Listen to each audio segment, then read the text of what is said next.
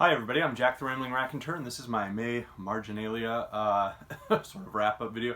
All the stuff around, everything I read that I didn't necessarily think I had enough thoughts around to put into a full discussion. So I'll start off with a bunch of stories. So there was this weird fiction jaunt that started for me. I think I was probably watching a little bit too much of Jason at Byways and Bookland. Not that that's ever possible, Jason. But as I read Thomas de Quincey and some other work, I ended up grabbing Algernon and Blackwood down off the shelf, and I read Ancient Sorceries, which is a great story about a guy who goes to, he's on a train, he ends up getting off the train at this like very small village, I believe it's in France, and he feels like he hangs out there for a week or two, and that he can tell something is unsettling, something is weird. The people just don't necessarily feel like modern, human individuals.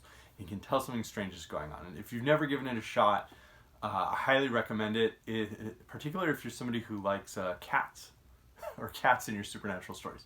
Ancient Sorceries by Algernon and Blackwood. It's a good one. With that, I read a story that is not a science fiction story, but it's kind of a horror story. And it's a Bernard Malamud story. This is from my Library of America volume, Novels and Stories of the 60s. Which has a new life, which I loved, and is totally not anything like weird fiction. It's a little Roman Clef set in a stalking horse for Oregon State University. But I read his story, The Jewbird. It was horrifying. It was viscerally uncomfortable, and I read that earlier in May. And I think I need to reread it before I can form enough thoughts to talk about it. I don't know if anybody else has ever read it, or if you've had a strong. It feels like a story that should have a strong reaction, and I'm not sure if it's dealing with anti-Semitism, the animal cruelty, which part of it is that bothers me the most about it. So I might return to that at some point this year and talk a little more. Gene Wolfe. This is my Best of Gene Wolfe collection. I reread, this is probably the fourth time I've read it, The Island of Dr. Death and Other Stories, which was infamously the second place award for either a Hugo or a Nebula for Best Short Story in a year where there was no award. And so Asimov read it off, and then Wolfe thought he'd won his award, and he got up and there was no award.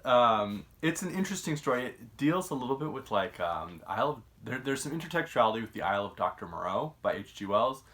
It's all from the perspective of a young boy who realizes things aren't going well with his mom.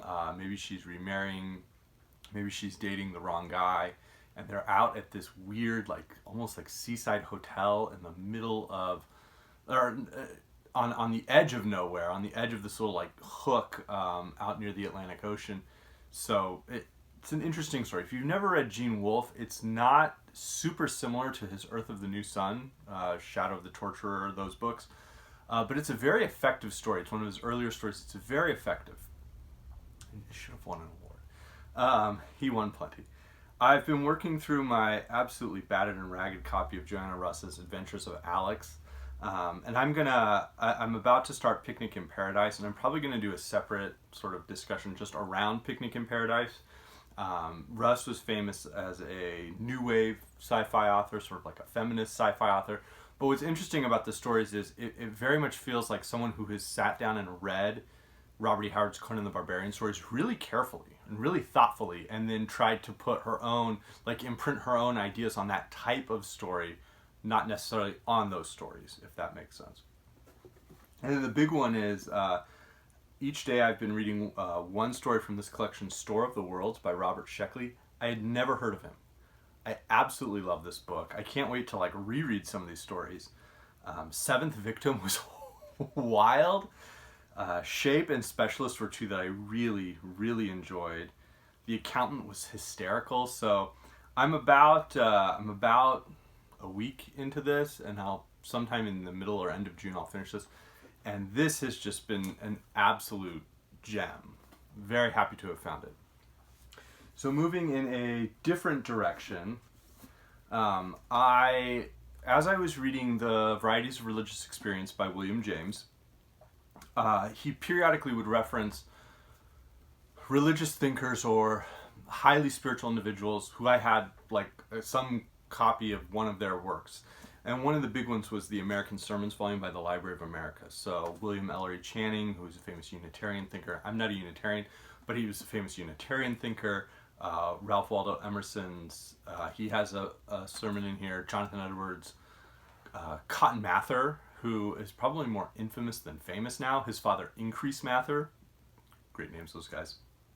Increase Mather was named Increase because when he was born, God had increased the blessings of the Mather family, according to Increase's father, whose name I cannot recall because it is not a name like Increase or Cotton. So they all pop up in here. But then with everything that happened last week, the one that I read again, I think I already had read it this year, was from April 3rd, 1968. And it's that famous... I've been to the Mountaintop. I've seen what's gonna, I've seen the Promised Land, even though I'm not gonna get there with you guys, from Martin Luther King Jr. So I had reread that. I posted a video, I think, on Martin Luther King Day where I talked about that sermon and how it shows how intelligent King was, how well read and well learned he was, and he wasn't just an improvisational, hokey speaker, who was just full of emotion. He was actually an incredibly intelligent, incredibly wise person. And then with that, I had pulled down my copy of Reporting Civil Rights, which is a 2-volume edition. The first part, I don't have a dust jacket on it, but you don't need to with the text that's in here. The article that struck me by far the most was from November 1941, and it's from Roy Ottley. Yeah. And it was November 10th, 1941, so 4 weeks before Pearl Harbor. And it's all about... Jim Crow within the armed services or within the defense industries, conflict that had occurred between the military police and African American soldiers, specifically in camps within the, I shouldn't say camp, training camps, boot camps, or forts, military forts that were in the South and even the Southwest. Fort Huachuca down along very close to the Mexico border in southern Arizona. There was a stabbing there, and so it talks about that. And honestly, some of the language that was used, that article describes being used, is so similar to the language we saw last week. And I looked, because the article made such an impact on me, I looked for a PDF copy of it. I haven't found one, but I'm going to keep looking, and if I do, I might share that. But it was called Negro Morale by Roy Ottley, and it was an excellent article. And then the last piece is I'm still working through a sort of half-year read, like intense reread of the entire New Testament. And then as I finish books from that, I read Raymond Brown's An Introduction to the New Testament, which is great. I don't always, again, agree, but I wrestle, I learn. Sometimes I do agree, and I work with his mind in line, and it's great. I finished all of the letters of Paul. I finished the letter to the Hebrews last week, so I'll be jumping into James and 1st and 2nd Peter and Jude, and then I'm probably going to do Ezekiel from the Old Testament or the Hebrew Bible before I do Revelation, and I don't know what reading project will go on after that. I have been reading Psalm 10 like every single day since last week, so that's my main Marginalia. Kind of runs across a couple of across the spectrum as life does. So thank you, everyone.